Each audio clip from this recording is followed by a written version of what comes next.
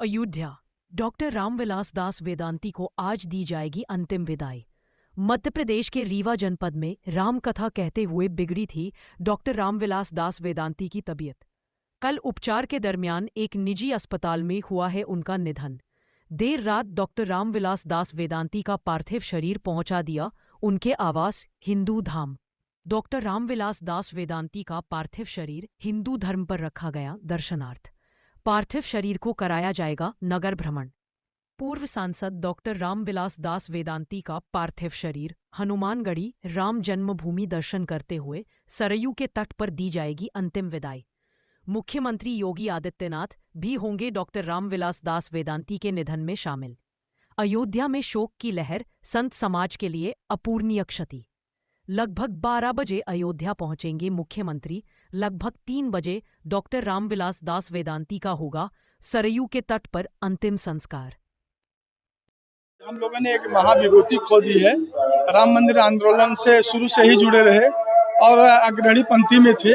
आज हमारे बीच में नहीं है। भगवान श्री राम के चरणों में प्रार्थना है कि वह अपने चरणों में स्थान दें और इनकी भरपाई तो नहीं की जा सकती, लेकिन कहीं न कहीं सूक्ष्म रूप में हम लोग के समक्ष विद्यमान है।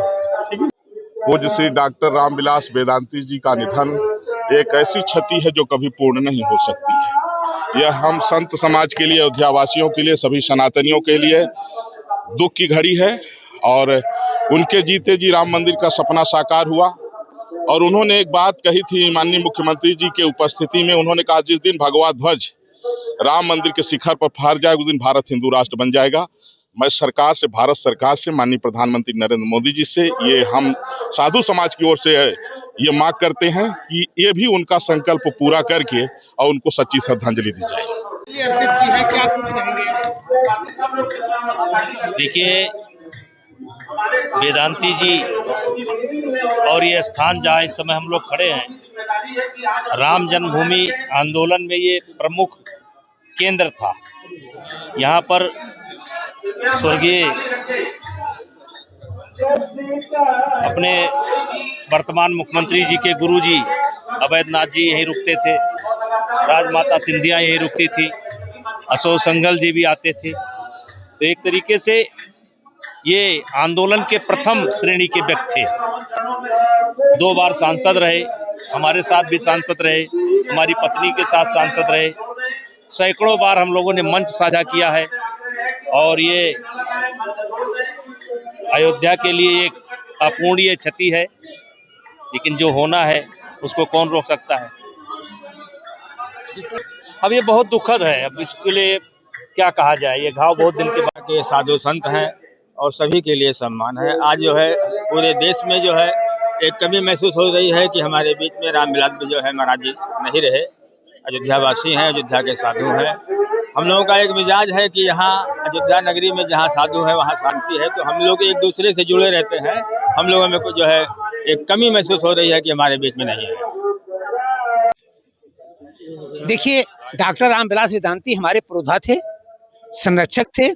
राम जन्मभूमि के लिए 463 पेज का जिन्होंने बयान दे करके आज रामलला को जो है प्राकट देखा। मुझे उसी दिन आभास हो गया था जब झंडारोहण के दिन रामविलास वेदांती वहाँ गए, रो रहे थे। मैंने पूछा, कहा कि कृपात्री मुझे लगता है कि परमात्मा का आज अंतिम दर्शन है। मुझे उस दिन आभास हो गया था।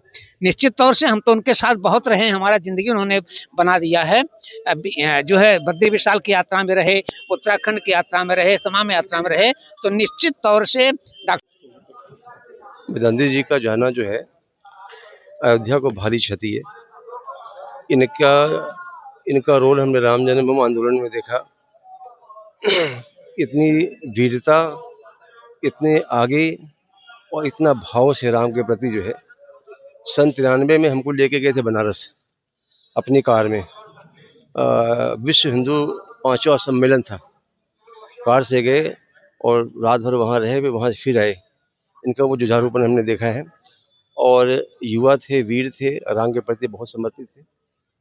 तो आज उनका जाना बहुत कमी है, जिसको हम सब इनकी भरपाई नहीं कर सकते हैं।